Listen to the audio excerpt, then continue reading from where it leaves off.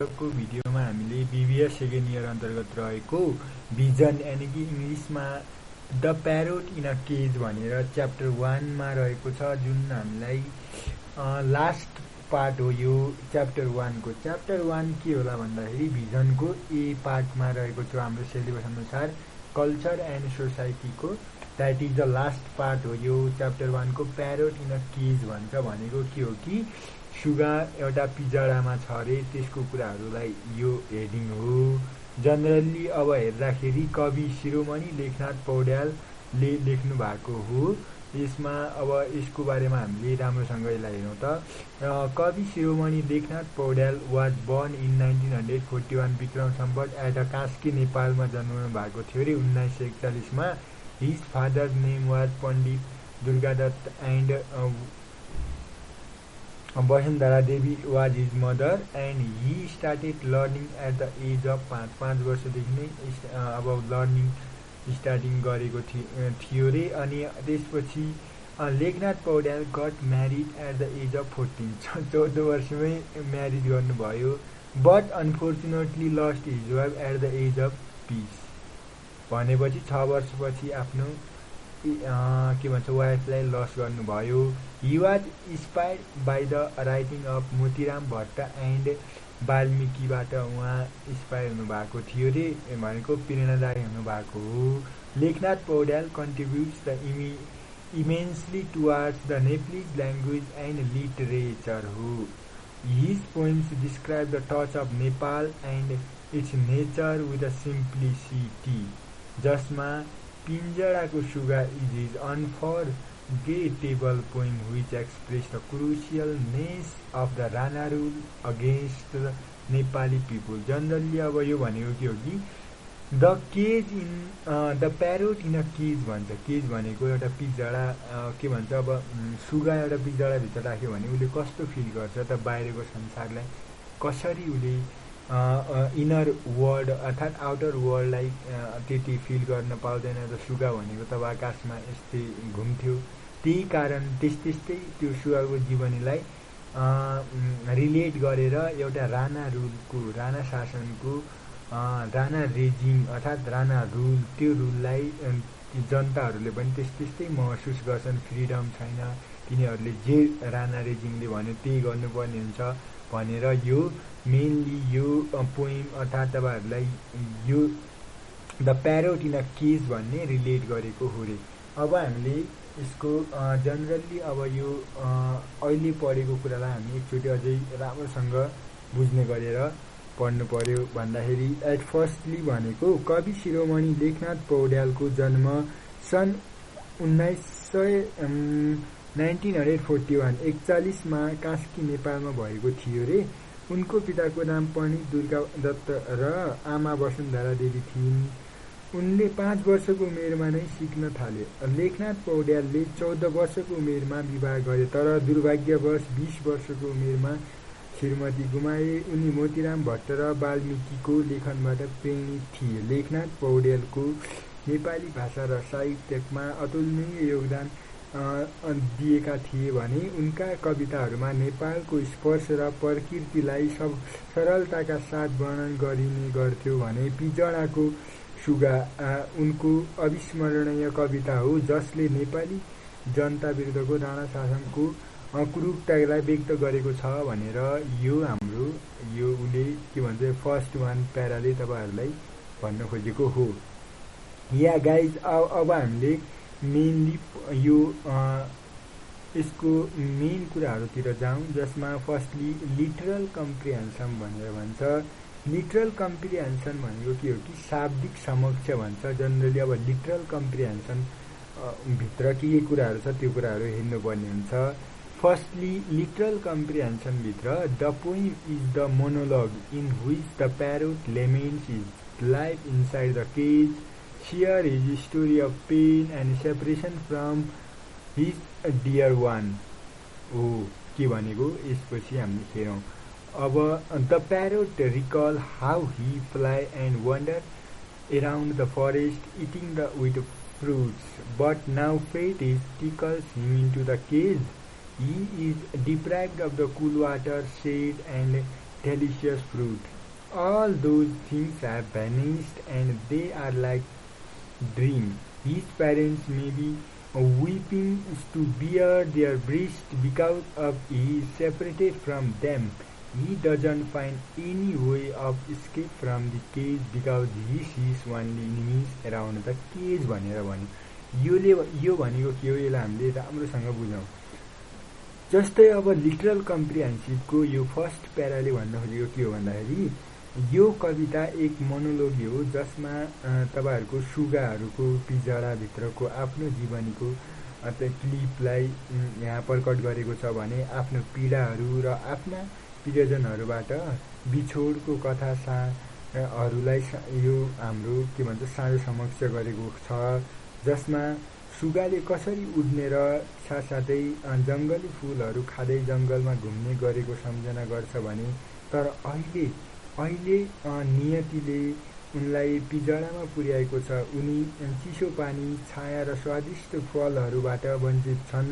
ती सबै चीजहरू हराए र सपना जस्तै छन्। उहाँका आमा बुवा आफ्नो छाती पिट्ने रोइरहेका हुन सक्छन् किनभने उहाँ तिनीहरूबाट अलग भएका छन्, सेपरेटेड भएका छन्। उसको पिजडाबाट उम्कने कुनै उपाय फेला पार्दैन किनभने उसले पिजडा वरिपरि शत्रुहरू मात्र देख्छ भनेर यो फर्स्ट वानले भनेको छ। He sees only enemies around the cage भनेर भन्यो हो। अब हेरौँ, he try to break the cage and fly away but his beak is blunt now भनेर भन्यो। यो भनेको के हो कि यो कविता एक के भन्छ यसपछि हामीले हेरौँ त, उसले खोर भत्काएर उड्ने कोसिस गर्यो तर अहिले उसको चुच्चो कुदिरहेको छ रे भन्छ है। त्यो अब त्यो चुच्चोले अब के भन्छ, अब त्यो एउटा सुगाले अब आफ्नो केस तोड्न खोजिरहेको छ भनेको हो। ब्लन्ट नाउ भनेको टुट्न सक्छ अब अहिले, त्यो अब खप के भन्छ नि त, त्यो कुराहरू छोडेर अब हेर्नु होला। He feels and wings are crammed and he has a failed sense of defeat भनेर भन्यो। यो भनेको के हो भन्दाखेरि उसको खुट्टा र पखेडा साँघुरो छ र उसले हारको अनुभूति गरेको छ र है। उसलाई दोस्रो दर्जाको चामल र पानीको अभाव दिइन्छ भनेर भन्छ। भनेको he is given stunted measures of third class rice and devoid lack of the water, पानी नभएको यस्तो दिइन्छ अरे। अनि even when his throat is dry हो he is compelled to pray भन्छ। यो भनेको के हो भन्दाखेरि अब यो भनेको के हो त, यो भन्दाखेरि यदि उसले प्रेट गर्न आविष्कार गर्यो अनि घाँटी सुक्खा हुँदा पनि उनी प्रहार गर्न बाध्य छन्। साथसाथै यदि उसले प्रेट गर्न आविष्कार गर्यो भने उसको मालिक उखु समातिने धम्की दिन्छ भनेर भन्छ। भनेको के हो, ही कम्पेल्स टु पेरिएट ड्राई भनेर भन्यो। ही रिफ्युजेस टु पेरिएट, प्रे गर्न रिफ्युज गर्यो भने हिज मास्टर थिटन्स टु दि क्याच केन भन्छ है। अब सुगर केन र केन थाहा होला तपाईँहरूलाई। He is force to response the colour and he curses the god for giving his power to speech because it is the reason of his grief भनेर भन्यो। के भन्ने खोजेको यो, अब योले भन्न खोजेको उसले मालिकको उखु समात्ने धम्की दिन्छ भन्दाखेरि अब त्यो केनको कुरा गर्यो। उनी कल गर्नेलाई जवाब दिन बाध्य छन्। उसले आफ्नो वाक शक्ति दिएकोमा तपाईँहरूले देवताहरूलाई श्राप दिन्छ किनभने यो उसको दुःखको कारण हो रे। अन्ततमा सुगाले मानव जाति कसरी शत्रु अमित्र छ र कसको प्रतिभाको दोहान हुन्छ भनेर बताउँछ। मानिसहरू पृथ्वीमा रहन्जे सुगाको जीवन कसैलाई नपरोस् भनी भगवानसँग उहाँ निष्ठापूर्वक प्रार्थना गर्नुहुन्छ अरे। Finally the parrot tells how the human race is hostile, unfriendly and how their exploitation of one's talent, and he strongly prayed God not to let any have the life of the parrot until how long men are in the earth भन्छ भनेर यो हामीलाई literal comprehensive भन्यो भने अब तपाईँहरू हेर्न सक्नुहुन्छ you guys are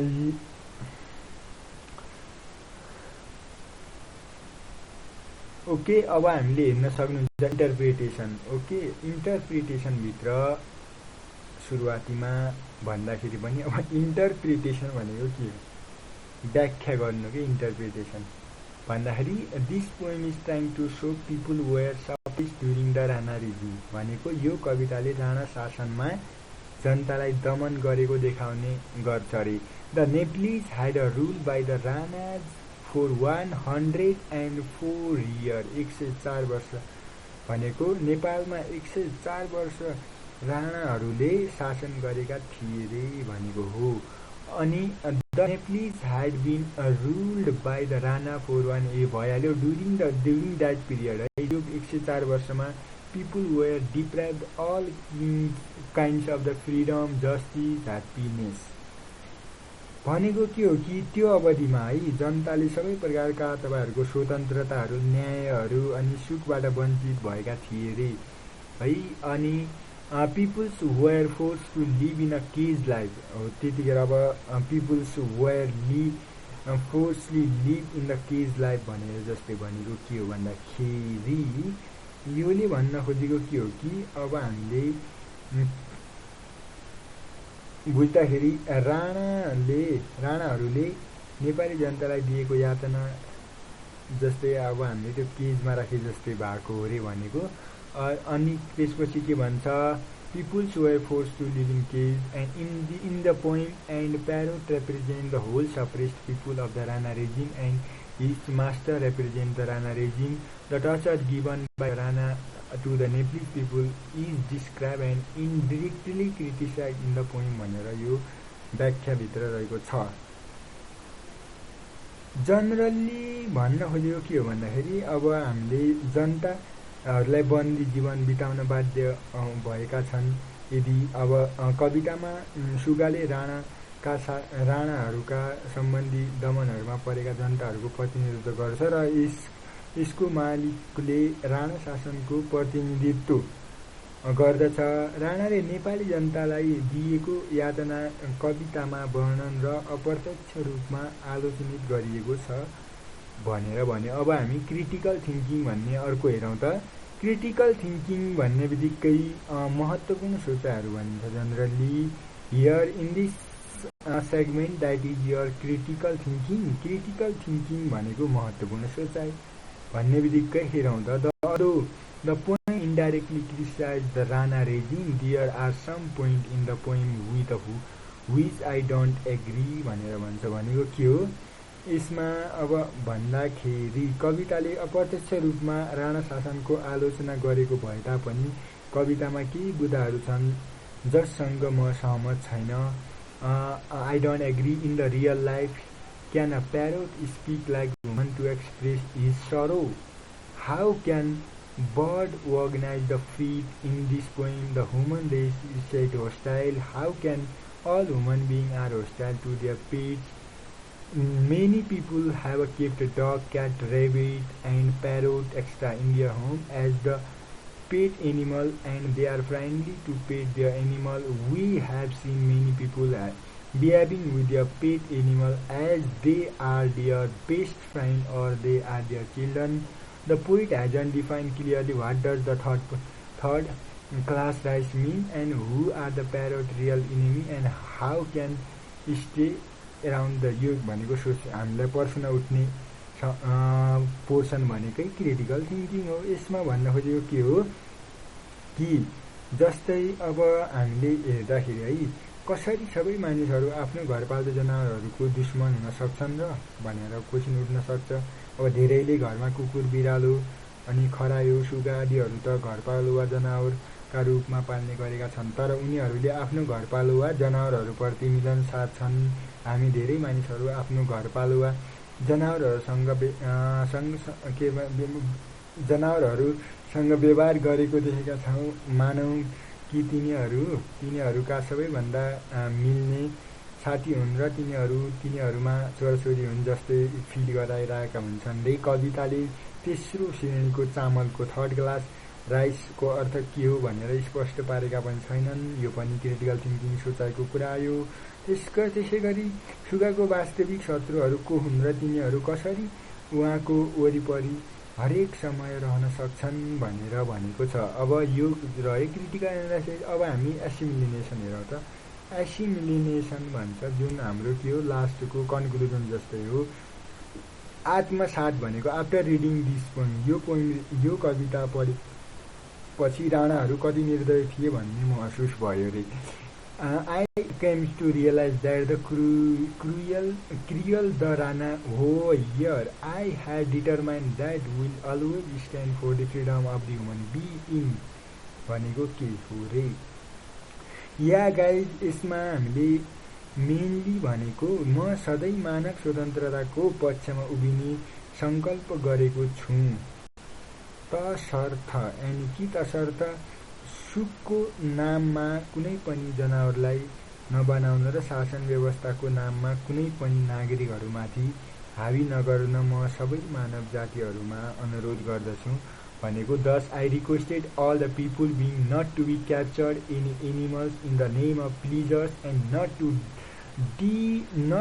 dominate to any citizen in the name of ruling system भनेर यो एसिमिलेसन रह्यो। यो त रह्यो तपाईहरुको the parrot in a cage भनेर यो एउटा हाम्रो one of the best poem भन्दाखेरि पनि एउटा कविता भनौं न त्यस्तो रहेछ यो हाम्रो the parrot in a cage. यस्तै भिडियोहरु तपाईहरु हेर्न सर्टमा यस्तै समरी सर्टमा हेर्न चाहनुहुन्छ भने यो युट्युब च्यानललाई तपाईहरुले सब्स्क्राइब गर्नुहोला। यस्तै भिडियोहरुको लागि तपाईहरु नोटिफिकेसन पाउन सक्नुहुन्छ। थ्यांक